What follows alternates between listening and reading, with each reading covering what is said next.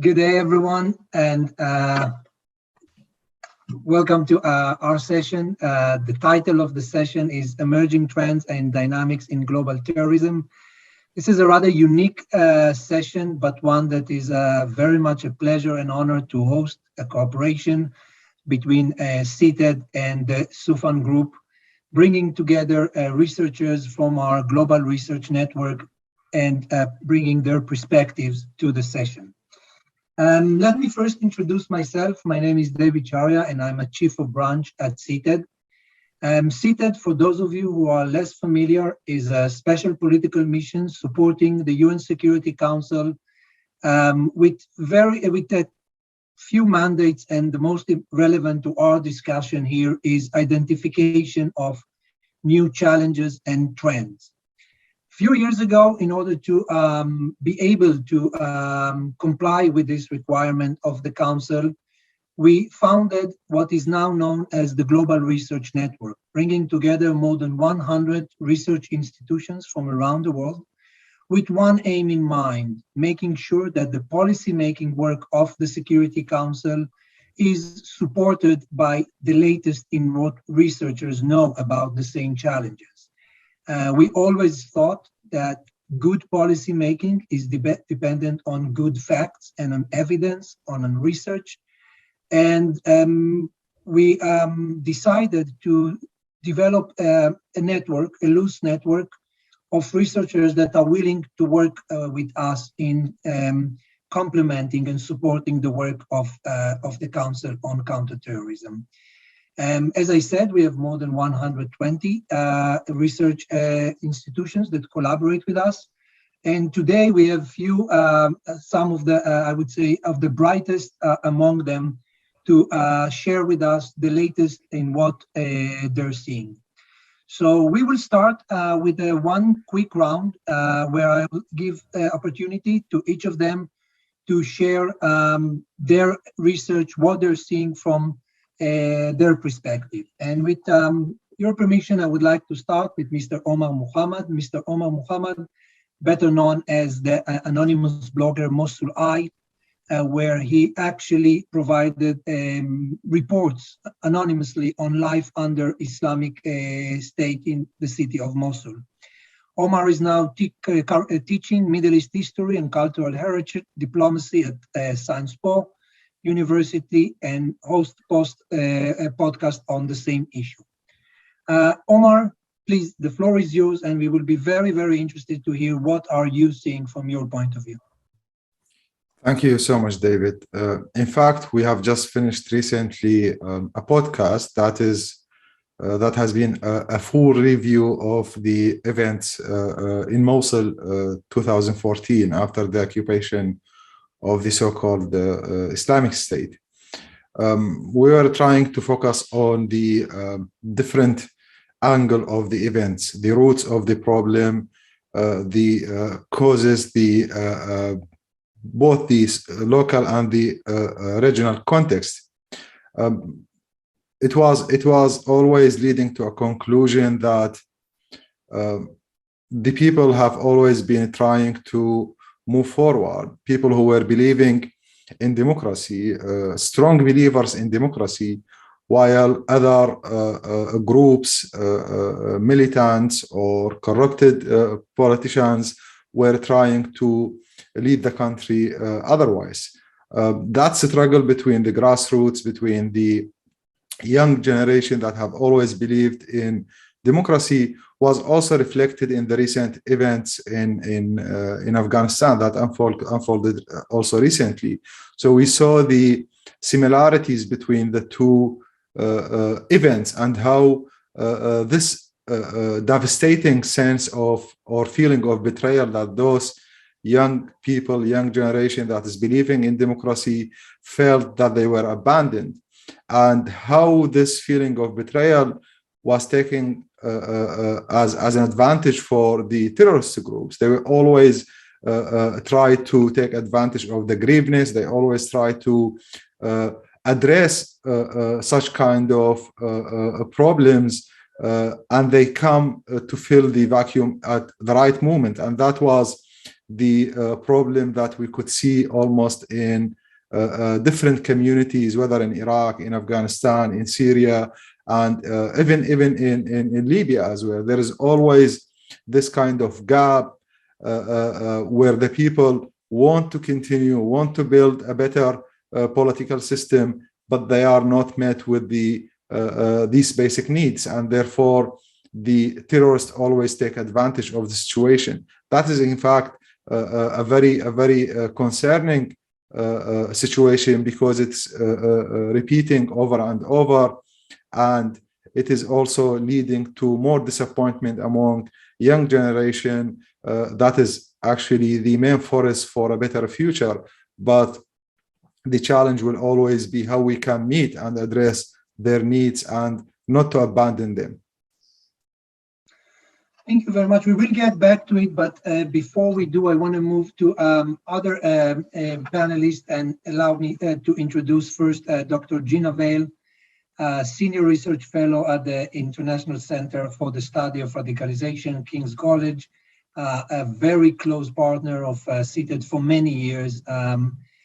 Gina specializes in gender-sensitive analysis of terrorism and extremist violence. Gina, you also followed very closely the situation in Syria and Iraq. We just heard from Omar what he's seeing, but I wonder what you're seeing, and specifically when it comes to the gender aspect of this situation.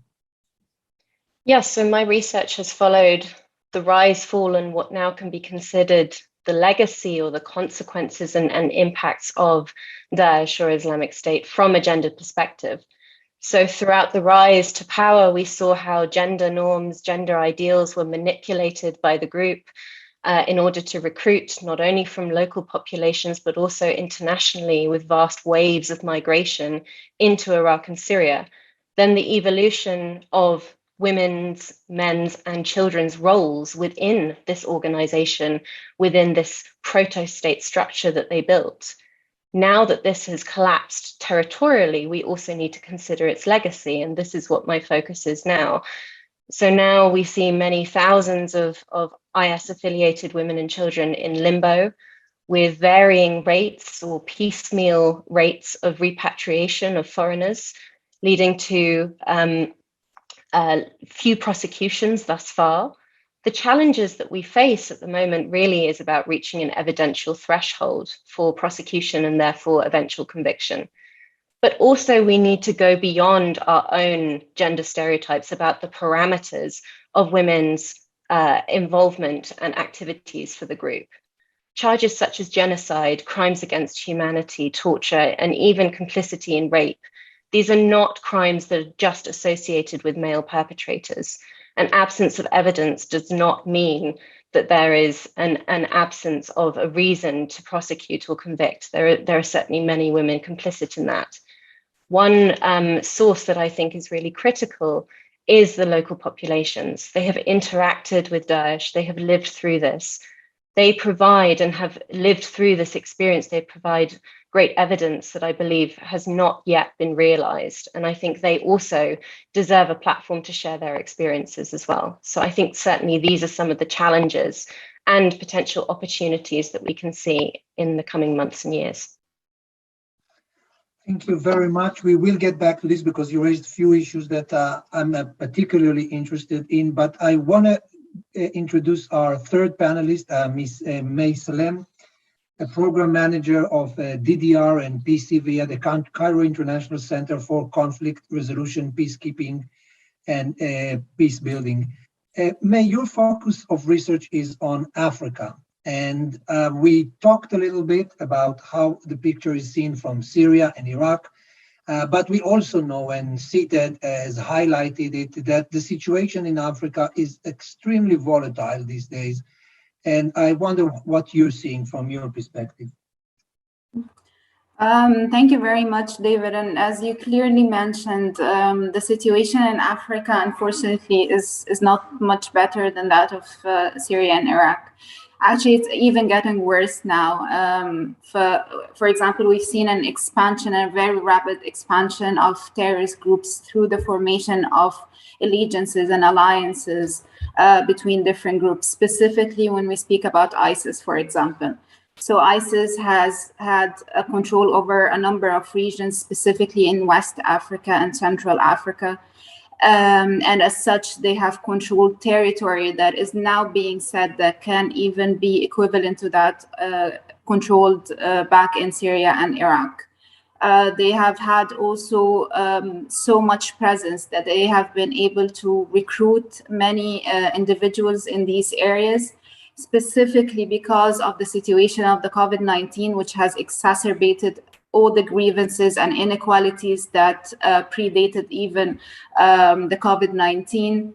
But unfortunately, what we've also seen is that even the rivalry between different groups that has resulted in a number of caseload and defection among these groups, for example, specifically through the death of Boko Haram leader Abu Bakr Shekau, which resulted in so many defections. On the other hand, our responses are very limited, and our capacities as well are very limited. And as Gina mentioned, prosecution is one aspect of the different measures that we are not able to conduct.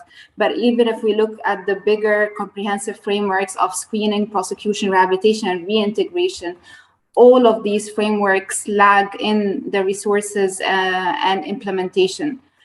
For example, also we've seen in Cameroon that they were taking in a number of these who defected from Boko Haram and also ISWAP, but they were putting them in camps that were very much overly crowded and saturated with very dire conditions. And therefore, I think the problem of terrorism shows that we need to work on different levels, on prevention, that's one very important aspect, but also on responses once we defeat terrorist groups and once we have caseloads that we need to work with. So I leave it for now here, and I can expand on these elements as we go further. Please, we really hope that you do. You gave us appetite for more. But one thing that you did mention is the link between terrorism phenomena and in very local settings and the impact of the environment and that around it, and in particular, you mentioned the impact of COVID-19. I think this is also one of the areas where Sinan research kind of links in a different way, perhaps, the links between what we are seeing in his region of study and global phenomena. So let me introduce Sinan. Sinan, or Muhammad Sinan CH, is Associate Fellow at the Observer Research Foundation, another very close partner of CTED for many years, and a doctoral candidate on the Islamic and Middle East Studies Department of the University of Edinburgh. Sinan, your research looks exactly like May's research on the links between what we're seeing on the ground and the environment that kind of facilitates this kind of outcome. So I would be very much interested to hear an introduction of your research, and then we'll perhaps open a conversation among all of us. Sure. Thank you. So to begin with, right, like when we start speaking about different aspects that cause terrorism, different factors that are underlying and cause terrorism, we look at some of the local factors, right? But there is something, and there is a link that I believe has not been explored as much as it should be, which is the impact of climate change on terrorism and on security itself, right? And I believe there are a number of ways that you look through it, or there are a number of nexuses that you could look through it, right? So the first one would be the food and water insecurity nexus, whereas in places where you do not have enough food and water because of climate change, because of shortage of crops, and all of this leads to rising prices and also anger against governments. Now, one example of how terrorist groups use this is Al-Qaeda in the Arabian Peninsula, which in Yemen actually discussed, the importance of water with Al-Qaeda in the Islamic Maghreb since 2013. And this was figured out in some of the correspondences between them, right? And they also went ahead to build water infrastructure across, parts of Yemen, including Mukalla and other parts in Hadramaut. So this is how they ended up using, the food and water insecurity caused by climate change. But that's not just it. We also have, for example, the disaster insurgency nexus, which is this is terminologies that I've coined. Whereas natural disasters, which are caused by climate change, lead to prolonged conflict, and they also lead to the engagement of the army, which oftentimes are involved in anti-insurgency operations, right? So what happens is that terrorist groups grow off all of these things. The first thing that they do is they're able to provide relief. So you've seen, for example, the Jaish-e-Mohammed, which is a group based in Pakistan, which after the earthquakes that took place in 2015, they went ahead and provided a lot of material relief to many people, thereby increasing their credibility. So that's one aspect. But you also have aspects where the army cannot conduct anti-insurgency operations because they're involved in relief as well. And what that leads to is the fact that groups are allowed to be able to grow freely, right? And as climate change, becomes more intense, you will find more disasters, more climate change-induced disasters coming up, right? The other thing that we also think about and should be thinking about is about how climate change is going to increase immigration. Now, the one of the UN governments, one of the UN agencies, in one of their reports, they discussed about how environmental refugees are going to increase to almost 1 billion by 2050, and that's more than 10 times what's present at this point. Now, we all know what happens when refugees increase in any place, right? It's not just within the borders, but it also is trans-border. And once that happens, that leads to a securitized discourse whereby right-wing groups often securitize refugees, and then there are often examples of attacks that take place on them, as well as terrorist groups that try to, at some points, even recruit from them, and this feeds off each other. So one good example of that is in Bangladesh and also in parts of India, where you've had a lot of Rohingya refugees who've been displaced and who've come to both Bangladesh and India. And we've had instances where people from Al-Qaeda in the Indian subcontinent have tried to, both go work with them, but they failed. And people from right-wing groups trying to demonize all of these and thereby causing attacks and so on. So these are some certain aspects and nexuses that we need to probably think about when we're talking about climate change and how it impacts, terrorism and security. And I think it applies uniformly throughout different regions, across the world. Thank you, Sinan, and thank you all for this introduction of your area of research. And I think from this we could start a conversation, and the conversation doesn't have to be just between me and each of you. You should feel free to react and to comment or ask questions each other. I'm only the moderator, and the more you'll be interactive, the easier my job will be. But I want to start first with a general question that I want to pose to all of you. As I said, one of the declared aims of the GRN is to connect policymaking to research, to make sure that policymaking basically at probably the most important global body, the UN Security Council, is based on evidence, based on research. And if I were to ask each of you, and just heads up, I'm going to start with you, Gina. If I were to ask you in one sentence or one paragraph, what is the most important trend that you're seeing now in your area of research that I, for example, as a policymaker, should pay attention to? Is there something that in the next year, next 5 years will materialize, and we want to start thinking about it now? So over to you, Gina. I think from my perspective, it can be summed up in one word, which is children. So we need to look at the intergenerational waves of violence. So how ideals and narratives of violence are passed down through families, through society, through culture, through politics, through media, as well as through the direct propagandistic communications of terrorist organizations. So what are the waxes and wanes of this propensity and appetite for violence, for vengeance, and for an affiliation with a terrorist organization? And I think really the area of understanding how and why children become involved in terrorist organizations, the relation of their parents, their peer groups, other influences, and how they can become disassociated and obviously rehabilitated if they do become affiliated. I think these are really areas that we are still lacking in research, and of course have great ramifications for policy, not just in the next couple of years, but we're really looking at kind of intergenerational stages, I think. So that's what I would say. That's wonderful, and it's extremely important. And thank you for highlighting this issue. May, over to you. One area that if I'm a policymaker representing a government or international organization, that you want me as a research to focus my attention, one trend that you're seeing beyond the horizon and policymakers may not be seeing now.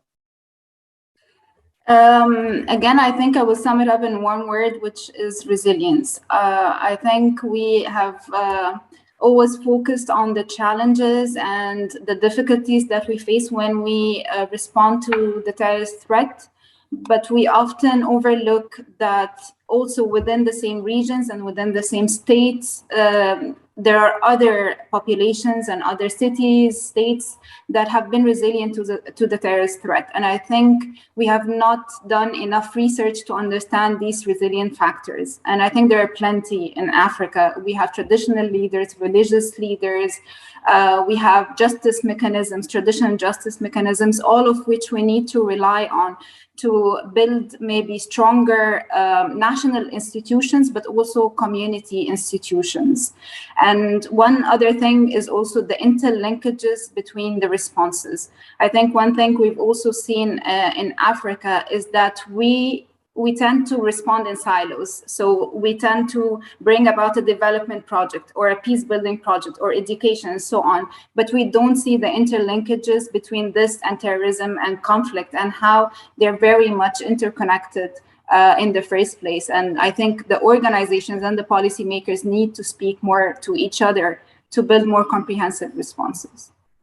Thank you. This is wonderful. And rest assured, we will go back to this issue of interlinkages because it really crossed my mind when each of you spoke about a separate phenomena.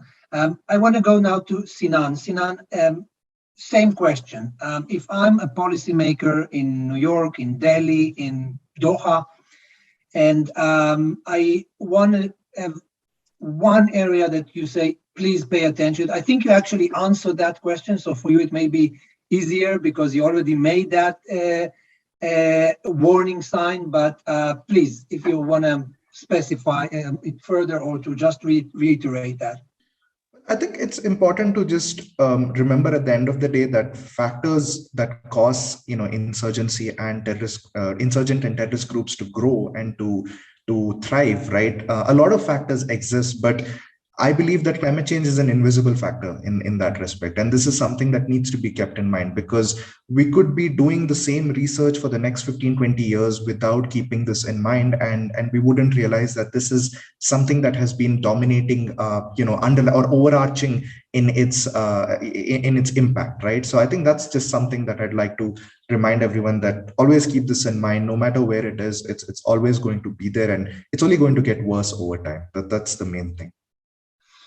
Thank you, and we will get back to that. But now to finish that round, I want to go to Omar and ask you the same question.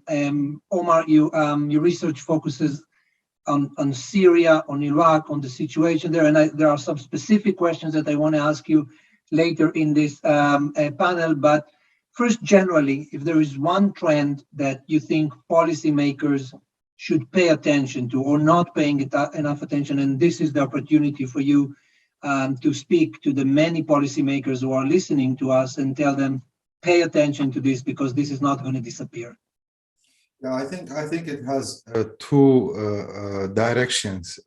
First one, we need to review all the work and the studies and the research we were doing on terrorism. Also the meaning of terrorism studies, the CVE, etc., in order to avoid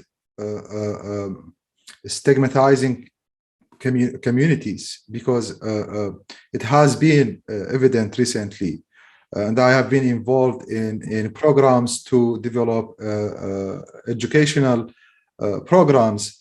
Whenever you confront the people with the question of post-terrorism cities, or whenever you mention this, they kind of like they block you from any kind of access because they feel themselves guilty of a guilt that they weren't responsible for. So in order to get access to the right side of, or the right direction of a research, I think we need to focus more on the local democracies that are being developed by young generations. And I always call them the true believers of democracy who have been abandoned. I think we need to look more into those experiences. There are many important examples, especially in Iraq, in post-2003 Iraq.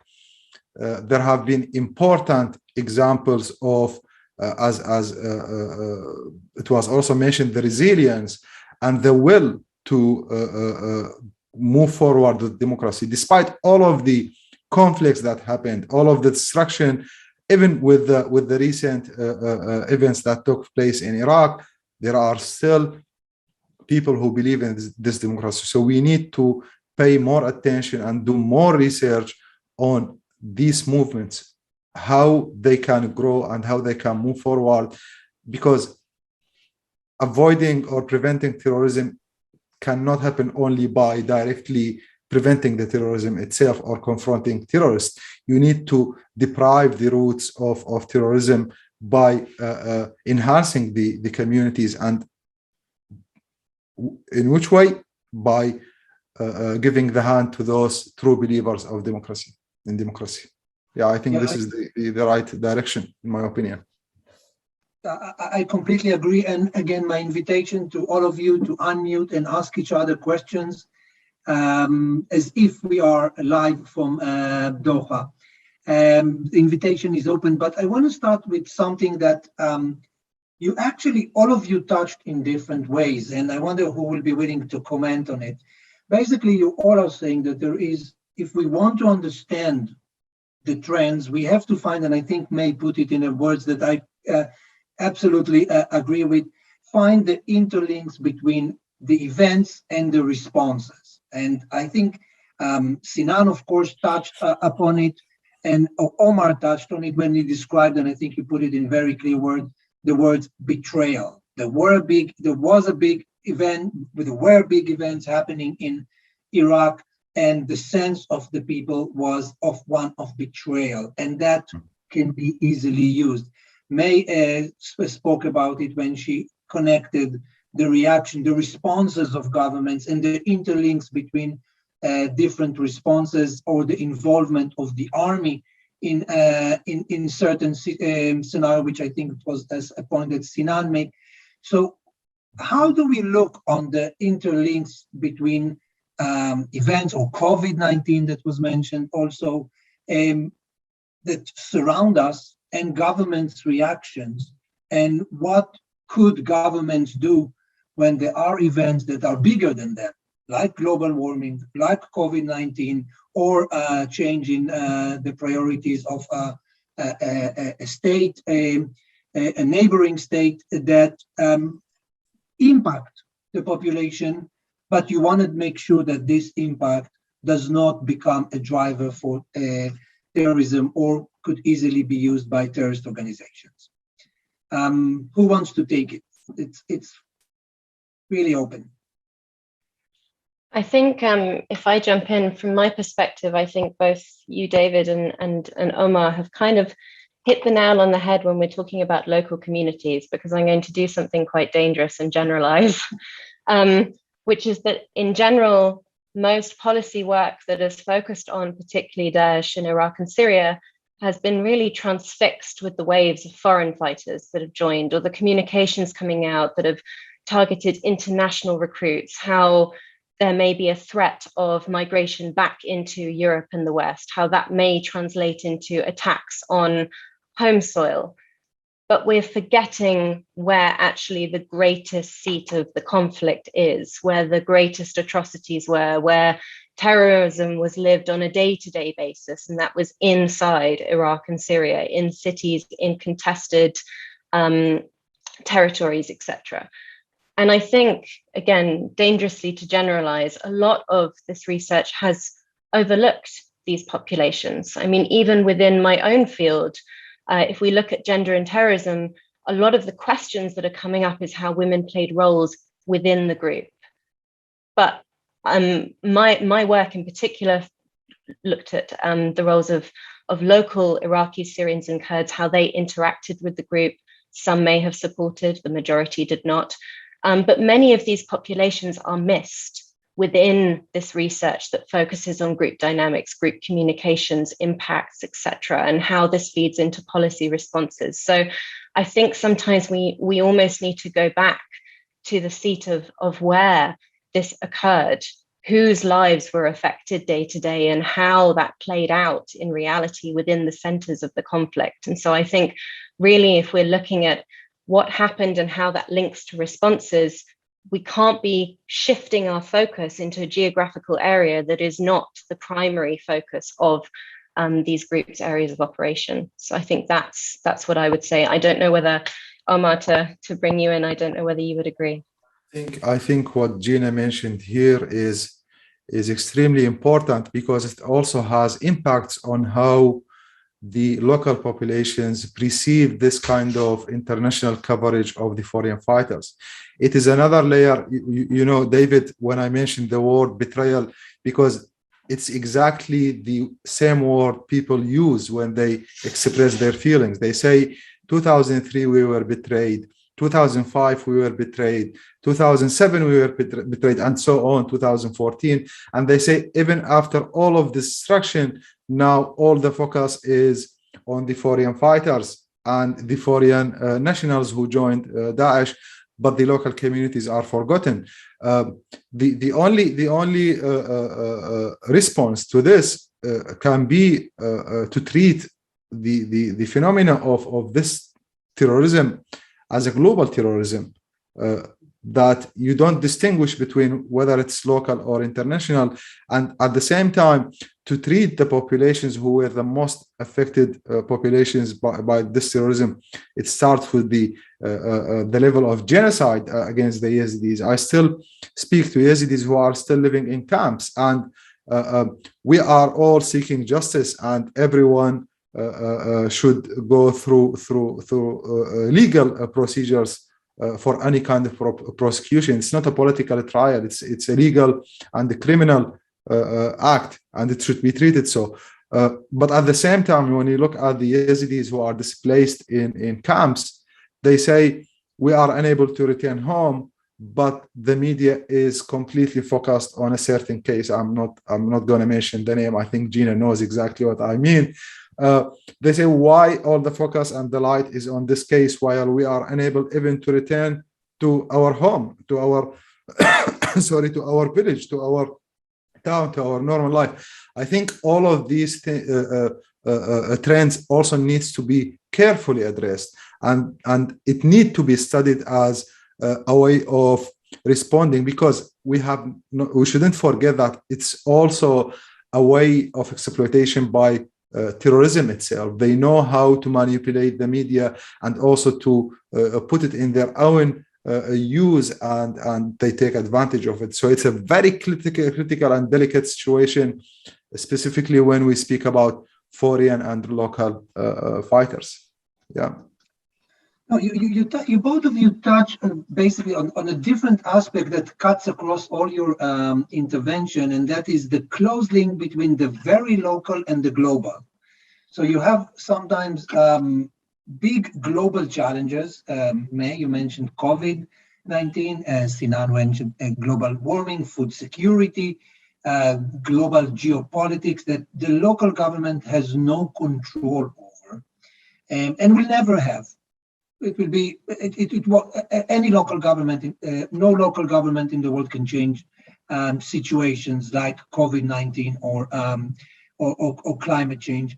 But each of them is required to understand the impact on the population and the way this could be used by terrorist organizations as a driver.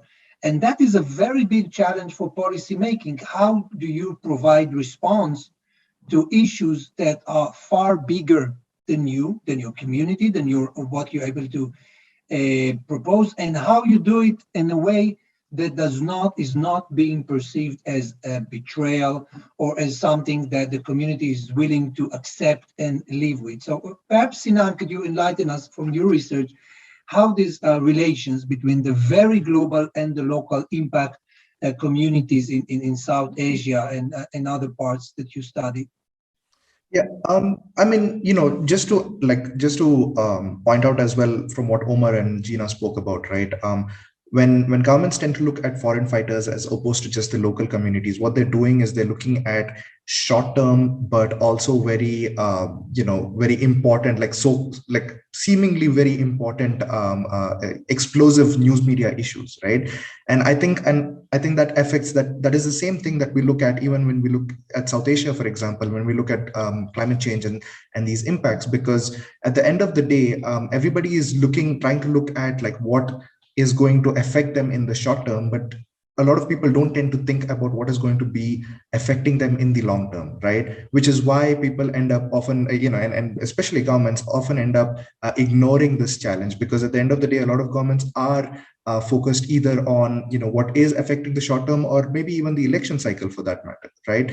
So for example, in South Asia, when we have the issue of water, which is the Himalayas and the Indus River, right, which is its water is decreasing now over time, and that can lead to problems between nations, which can create and help terrorist groups to thrive from there, right? But everybody is going to be looking specifically at the water issue and maybe the fact that there may be a war that may take place, but nobody is going to look at like the second order and the third order effects.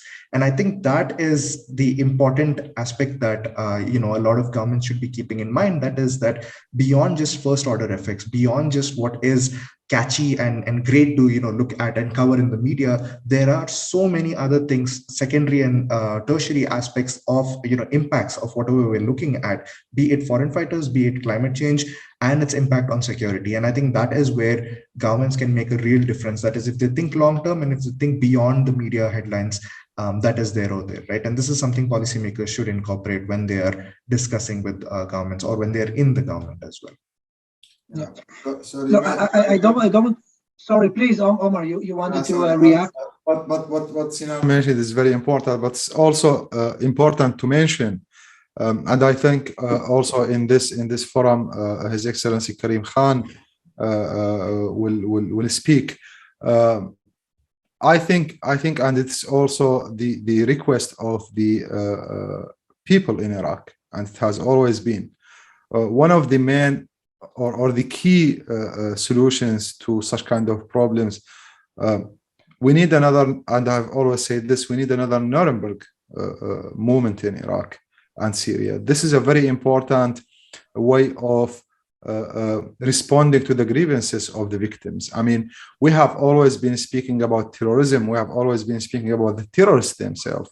But as Gina said, where are the victims? What is their position in the discussion we are having, whether on the level of policy making, whether in the academia sector or in the think tanks or even in the grassroots discussions? Where are the victims in all of this discussion, whether they are women, children?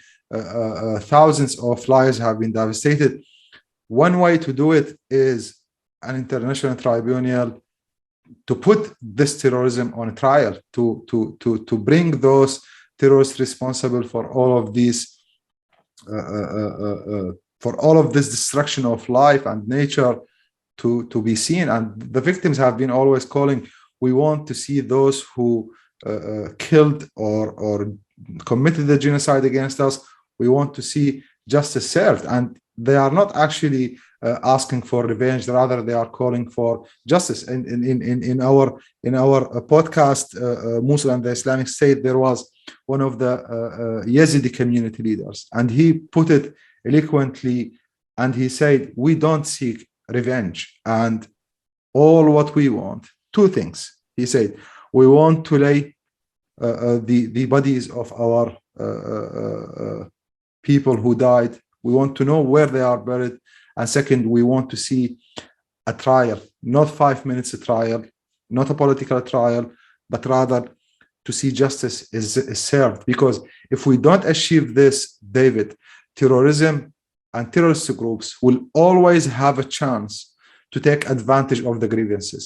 And if we don't challenge them on this platform, we will always be a step beyond. I mean, they will always be a step ahead on us. You touched on an issue that is very dear to my heart, and actually something that in CTED we pay enormous attention to, and that is the issue of bringing terrorists to justice. And I think Gina mentioned this, of some of the challenges faced in this regard, including the evidential threshold. And what we're trying to do in CTED is to support member states in their efforts to bring terrorists to justice.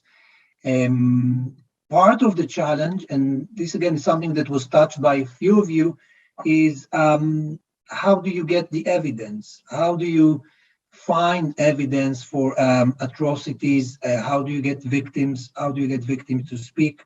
There is another very specific challenge, which I don't know if will be discussed in this panel or in others, relating to collecting evidence from battlefield. These are all very big challenges, and in CTED we are deeply committed to it. But I wouldn't be able to agree more with the final outcome of what you said, which is without bringing justice to victims, we will never be able to solve this this situation, and we'll actually get another generation of hatred and seek of revenge, and a sense of betrayal and a sense of abandonment by the international community, because perpetrators of justice were not brought to, of crimes were not brought to justice. I wonder what each of you would like to say about this aspect of the trends. And perhaps May, can we start with you? Sure. No, thank you, David. On the issue of justice, I think as much as it's important for us to consider international tribunals and to bring terrorists to justice, I think what we also can consider is transitional justice, which is reparations, reconciliation, truth-telling, and so on. Because I think it's very important that we at least try to start on the community level with these mechanisms, and then maybe spread to bigger international mechanisms. Just for the sake of victims to feel that they are looked at and that their needs are also attended to.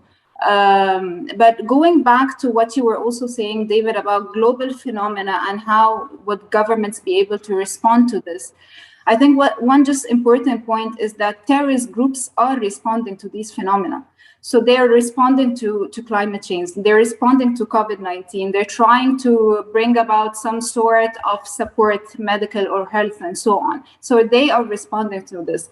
So even if, again, on a small scale with minor responses, it's very important that the government is able to provide, or at least engage in dialogues and conversations and build trust with communities and attend to their needs, again, even on the smallest scale, because terrorist groups are doing this. And I think, unfortunately, they're being much smarter than us in doing this. Sorry for jumping in. That's just go ahead, please. Okay, yeah. So one thing also is narratives and online platforms. And again, terrorist groups have been using these to say that, for example, COVID-19 hit us because we're not abiding by Islamic law, or we're not abiding by Sharia, and so on. And this is somewhere where also governments need to respond to and need to be able to tackle at least this ideological and narrative component, and again, to monitor online platforms and so on.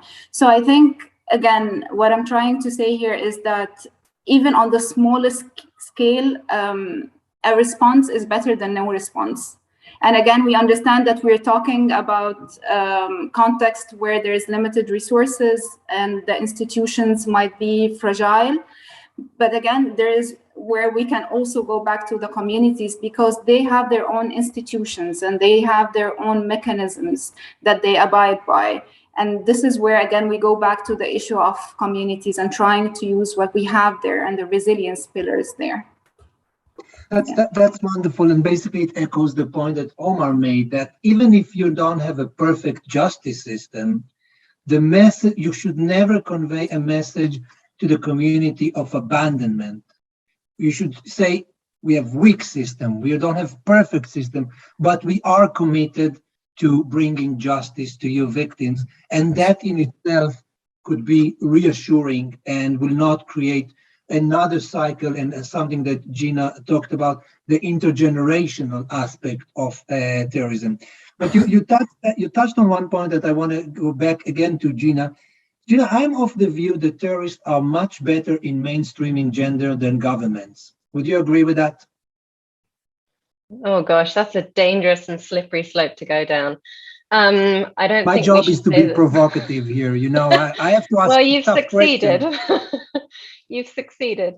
I certainly think that terrorist organizations are good at manipulating gender norms, gender ideals, gender roles, and where men, women, boys, and girls play into this. So one thing that I'm working on at the moment that I also think is quite overlooked in the case of Daesh is looking at masculinity and how that plays in for adult as well as adolescent and even young male children, how that leads into the narratives, how that feeds into the roles that they should adopt, the expectations, and also how then those masculine ideals then complement and work together with the other half of that binary, which is femininity and feminine ideals. So I think that's one really critical factor.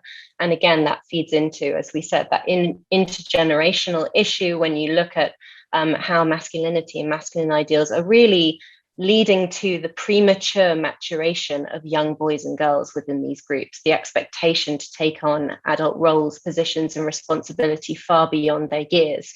And this is not based on international standards. This is even, premature to local cultural, sociocultural norms. But to go back to the issue of justice, I really want to make 2 points. One is to reiterate what May and Omar already said, which was, what is justice? Because it cannot be an externally imposed idea of justice. So we've talked about reunification of families with the dead or with the missing. Maybe it's a day in court, maybe it isn't a day in court, maybe it's to be left alone and never to speak about this ever again. Maybe it's for their neighbours to understand exactly what has happened without necessarily having to have that conversation directly. So maybe it is awareness raising. Maybe that's on a local scale, maybe it's on an international scale. Have we asked that question? I don't think we really have, or I don't think that we have necessarily listened to the answer and reflected that in responses thus far. And then the second is, are we asking the right people the right questions? So we've discussed already the role of local communities, how they've interacted with terrorist organizations on a day-to-day. May brought up the issue of resilience. That then feeds into what we understand as a victim. So yes, victims are subjected to violence, brutality, and terrorism, but that does not mean that their agency is eroded or negated. That does not mean that their role stops there. They are also able to play a vital role in providing evidence of their day-to-day interactions, potentially identify perpetrators, to share their experiences, again, if they want to, and to demand justice on their terms. So I think it's really important that we don't just look at imposing a different form of justice to people that don't necessarily fit this victim model that we assume to be the case. We need to acknowledge agency, work with local communities to really enact justice on their terms. Yeah, again, another interlink where global or foreign solutions are being brought and imposed and don't fit exactly what the community is used to or how the community perceives justice. And I think this is a point that both Omar and May stressed in their different perspectives on Africa and Syria and Iraq. You touched on one issue that I want to go back to, and that is the issue of masculinity. And as we come closer to the end of the panel, this is one area where I feel the GRN has contributed tremendously to the development and mainstreaming of gender in the Security Council. We were able to benefit from the latest in research by wonderful researchers such as you that highlighted to us this point as a point that needs to be paid attention to, and not enough attention is given. There is a lot of focus on gender, but not necessarily on the aspect of masculinity and how masculinity is used by terrorist organizations. And it went actually pretty far that few months ago, the Security Council held a meeting in a specific formula that I don't need to get into, that was focused on masculinity and terrorism. And basically brings me to the opening of our conversation, that this is forums such as the one we have now are wonderful opportunities to connect research to policy making in a way that is truly impactful, both for the Council and the Counterterrorism Committee that we sit at work for, but also for researchers like in the area of terrorism that are very, and I can see it from all of you, are very connected to the subject matter.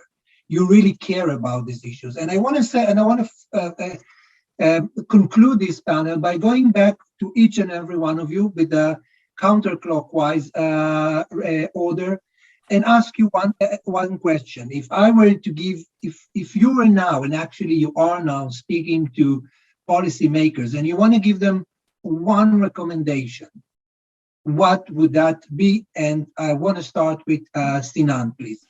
All right. I think if my one recommendation would largely be look beyond the headlines, the election cycles, and what is the most eye-catching issue of the day, and look at what are the underlying aspects, and B, the second and third order effects of everything that you're looking at, whether it's specifically security, whether it's the issue of a justice system, where victims become second order or third order effects normally, right? But this is as important as whatever it is that most governments look at, and that's why it's important to just go beyond whatever we think is the most important thing. That is, go beyond, and specifically with climate change, look beyond just the aspect of droughts and floods and so on and so forth, but there are security implications to it all, and that's why it's so important to address the root issue as opposed to just dress it up and put band-aid solutions on top of everything. Very, very, very clear, and thank you for joining us, Sinan. And over to you, May. The same question. If now, and you can assume that we're now speaking to many policymakers from the Gulf, but also globally, or attuned to this conference. And if you have one recommendation that you want to send them back to their capitals with. I think we need to really invest in the capacities of national institutions and community institutions.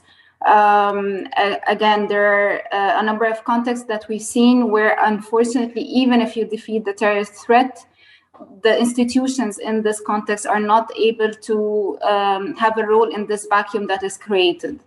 And therefore, you really need to work on building these capacities and providing them with resources. But again, I think it was mentioned before that we need to listen to what the needs of these national and community institutions require. But I think we also need to disassociate this from our funding streams and from our own mandates, because at the end of the day, we still abide by this more than meeting the needs of these populations and these institutions. So I think we need to have a more of a nuanced approach into responding to, again, the terrorist threat, but post-terrorism as well, and to ensure that the vacuum that is created is automatically filled in with either development projects, peace building initiatives, education, and so on. Yeah, thank you. Sorry, same thing that could not be clearer. Gina, same question. I think I would say think and act holistically. So this means look at the intergenerational issues, look at the long-term issues, look at cross-border international issues, look at multi-sector responses. Look at the panel that we have today. From different perspectives come areas of convergence as well as divergence. You will only be able to tackle these issues if you have a plurality and diversity of approaches that can holistically examine, understand, and then respond to and address the issues that we're facing. Very, very sharp. And lastly, we started with you, Omar. We go back again to you. One recommendation to policymakers, and again, I have a long list, but it will be tough. I will pick only one, and the one that I actually always call.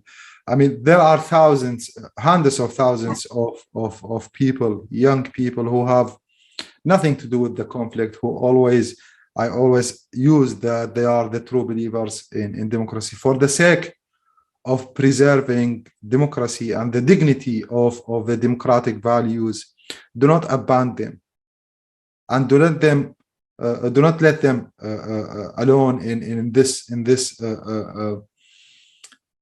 horrible situation like what happened in Iraq and in Afghanistan. They should be supported always. They should be listened to, and they should be included in our studies, included in our decisions, included in our thinking of how we can move forward. And they are not only representing a local context or perspective, they are also part of the world. So do not abandon those believers in democracy. Thank you again, and I think this is something that we could all sign up, and this is again a very powerful conclusion of I think what all of us feel and think about situations, be it in Syria, Iraq, South Asia, or Africa, and elsewhere. I want to thank all of you personally. It's been an amazing panel to moderate. I learned enormous deal of what's happening, and I thought and I was enlightened by your research and by your policy recommendations. We said that many people in our audience are policymakers, and that's true that the GRN is naturally gravitated towards policy making. But there are also many students, I'm sure, and many youngsters in this audience who be the future policymakers or the future researchers. And the advice you were given by this amazing panel members is something that you want to take with wherever you go. And I hope we benefited you in this 1 hour of conversation. Thank you all so much, and thank you to the panel members. Thank you to the Sufan Group. You're wonderful partners of CITED, and we hope to continue this tradition. Thank you so much. Thank you for having us. Thank you. Thank you. Thank you very much.